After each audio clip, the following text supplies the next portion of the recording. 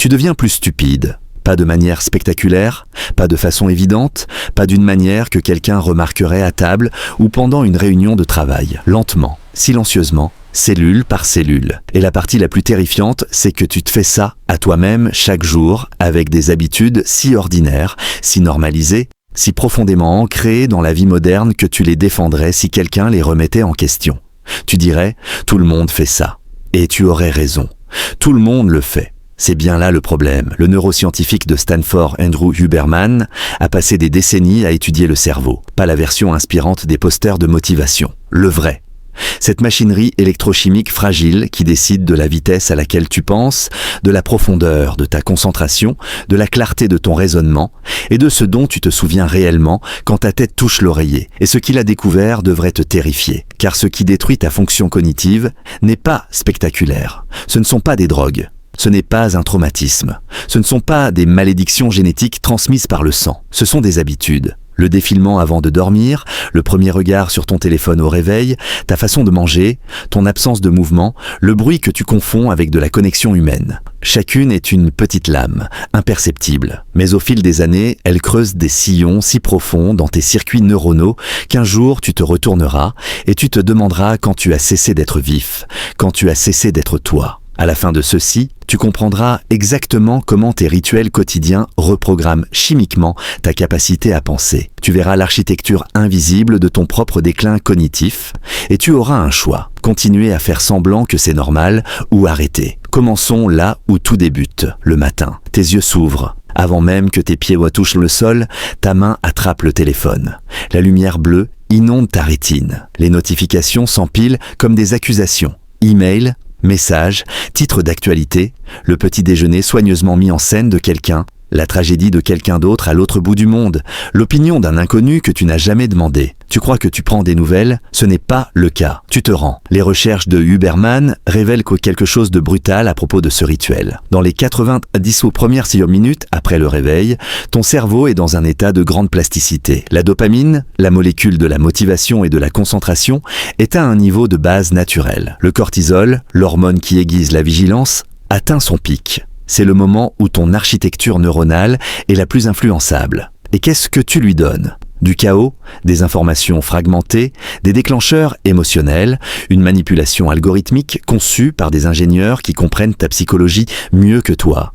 Quand tu attrapes ton téléphone avant que ton esprit ne soit pleinement éveillé, tu ne démarres pas ta journée. Tu la détournes, tu entraînes ton cerveau à attendre une stimulation externe avant de pouvoir générer une clarté interne. Tu t'enseignes que la concentration vient de l'extérieur. Ce n'est pas le cas. Et chaque matin où tu renforces ce schéma, tu rends plus difficile toute concentration future. Réfléchis à ça. Le simple fait de faire défiler un écran pendant 10 minutes à 7 heures du matin reprogramme ton cortex préfrontal pour qu'il réclame la distraction tout le reste de la journée. Mais personne ne t'a dit que c'était dangereux, parce que tout le monde le fait. Parlons maintenant du mensonge que tu te racontes le soir. Je dormirai quand je serai mort.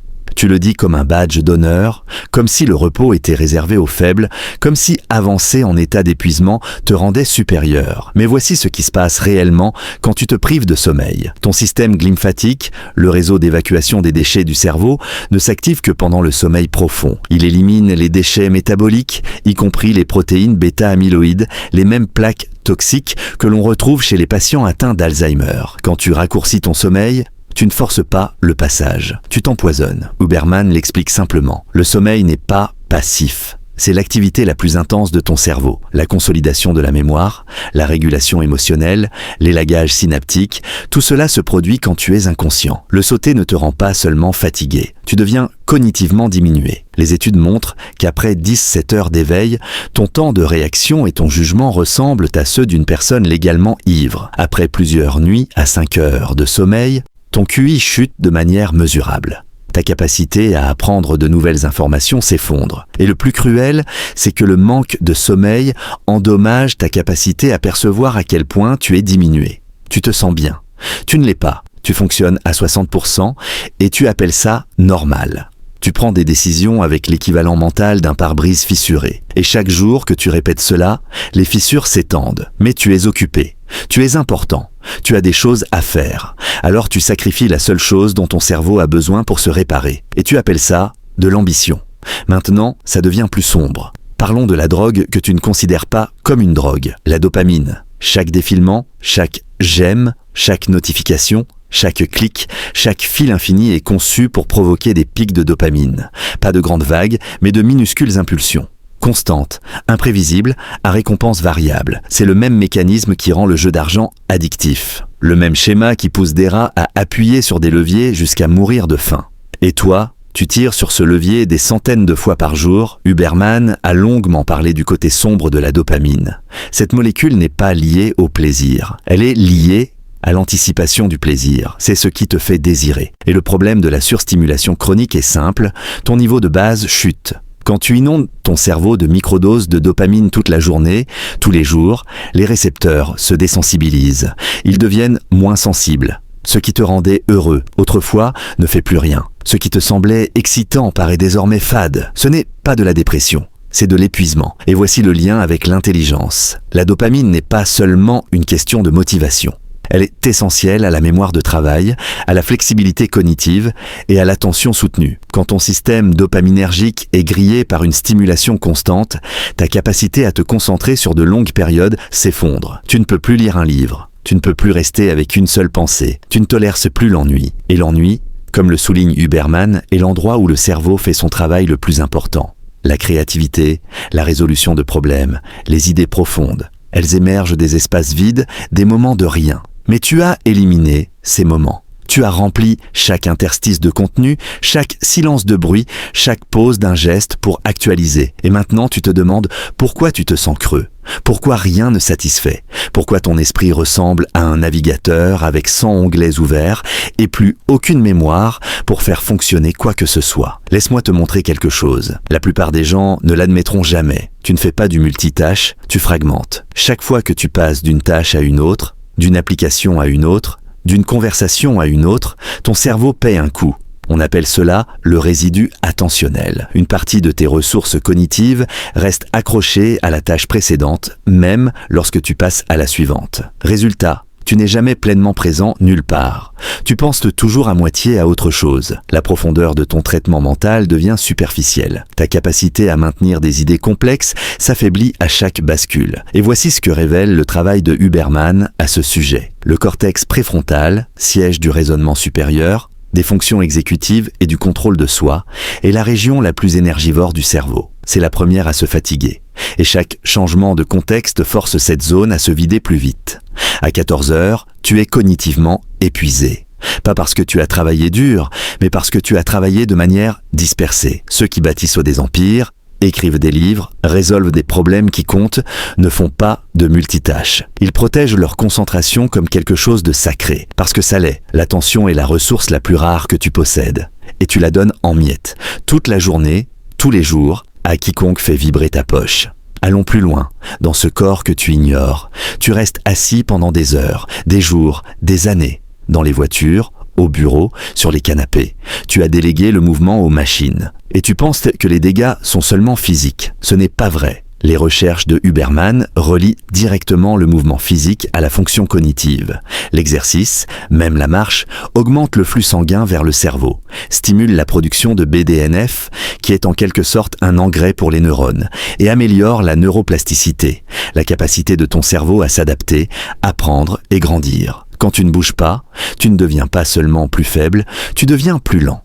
Ton cerveau est privé des signaux dont il a besoin pour s'optimiser. Tes neurones deviennent moins efficaces.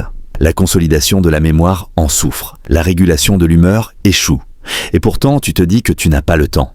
Tu as le temps de faire défiler un écran pendant 3 heures par jour. Tu as le temps de consommer du contenu qui te laisse plus vide qu'au départ. Tu as du temps pour tout, sauf pour la seule chose qui ferait réellement mieux fonctionner ton cerveau. Le mouvement. Pas parce que c'est moralement bon, mais parce que c'est chimiquement essentiel. Voici maintenant celle que personne ne veut entendre. Le stress ne te tue pas. Le stress chronique sans récupération, oui. Un certain stress est nécessaire. Il t'aiguise. Le cortisol et l'adrénaline, en pics aigus, améliorent la concentration, accélèrent le temps de réaction et mobilisent l'énergie. Mais tu ne vis pas un stress aigu. Tu y baignes en permanence. Les informations, l'économie, Les algorithmes conçus pour déclencher la peur parce que la peur te fait rester accroché. Le travail qui ne s'arrête jamais, les relations qui épuisent, l'anxiété ambiante que tu as confondue avec ta personnalité. Huberman explique ce qui se passe lorsque le cortisol reste élevé trop longtemps. Il devient neurotoxique. L'hippocampe, la région du cerveau responsable de la mémoire et de l'apprentissage, rétrécit littéralement sous le stress chronique. Les connexions neuronales s'affaiblissent. La capacité à former de nouveaux souvenirs décline. Tu n'es pas seulement stressé, tu t'érodes. Et le pire, c'est que le stress chronique altère la capacité du cortex préfrontal à réguler l'amygdale. Le cerveau émotionnel commence à dominer le cerveau rationnel. Tu deviens plus réactif, plus impulsif, moins capable de penser à long terme. Tu deviens une version dégradée de toi-même, pas parce que tu es faible, mais parce que ton cerveau est chimiquement saboté par un environnement que tu as accepté comme normal. Alors quoi? Voici la vérité inconfortable. Savoir tout cela ne change rien si tu n'agis pas. La plupart des gens regarderont ceci, ressentiront une brève reconnaissance, puis retourneront exactement aux mêmes habitudes qu'ils viennent d'apprendre à être destructrices, parce que le changement exige de l'inconfort. Et le cerveau, surtout s'il est déjà compromis, choisira toujours une douleur familière plutôt qu'une liberté inconnue. Mais tu n'es pas obligé d'être comme la plupart des gens. Le travail de Huberman ne se limite pas au diagnostic, il propose des protocoles. La lumière du matin pour réinitialiser ton rythme circadien. Retarder la caféine pour laisser l'adénosine se dissiper. Le repos profond sans sommeil pour restaurer la dopamine. L'exposition volontaire au froid pour renforcer la résistance au stress. Des blocs de travail concentré suivis d'une vraie récupération. Ce ne sont pas des astuces, ce sont des fondamentaux. Et ils ne fonctionnent que si tu décides que ta fonction cognitive compte plus que ton confort. Que ta clarté mérite d'être protégée. Que ton futur mérite un cerveau qui fonctionne encore. Voici ce que je veux que tu médites. Tu n'es pas tes habitudes, mais tu le deviens. Chaque matin où tu choisis la distraction plutôt que l'intention, tu votes pour un esprit plus faible. Chaque nuit où tu sacrifies le sommeil aux écrans, tu votes contre ta clarté future. Et ces votes s'accumulent jour après jour, année après année, jusqu'au moment où tu réalises que tu ne peux plus te concentrer comme avant, et que tu oublies les noms, que tu n'arrives plus à garder une idée assez longtemps pour la développer. Alors tu accuseras l'âge. Tu accuseras la génétique, tu accuseras tout sauf les rituels que tu as choisis. Mais à ce moment-là, il sera peut-être trop tard. Ou alors, tu t'arrêtes aujourd'hui. Pas demain, pas après un dernier défilement, pas quand la vie sera plus facile. Maintenant. Parce que ton cerveau est le seul organe capable de comprendre sa propre destruction. Et que cette compréhension est soit un pouvoir, soit une condamnation, selon ce que tu fais ensuite. Les habitudes, elles, s'en moquent. Elles continueront sans ou contre ton consentement. La question est de savoir si tu resteras endormi pendant qu'elles te démantèlent ou si tu vas te réveiller. Et si tu es encore là, encore en train de lire, encore en train de sentir ce malaise dans ta poitrine, bien. Ce malaise est le commencement. C'est ton système nerveux qui réalise que quelque chose doit changer. Ne l'anesthésie pas. Utilise-le. Parce que la conscience sans action n'est qu'une souffrance sophistiquée. Et tu n'es pas allé aussi loin pour souffrir avec sophistication. Tu es venu pour te réveiller. Alors, réveille-toi.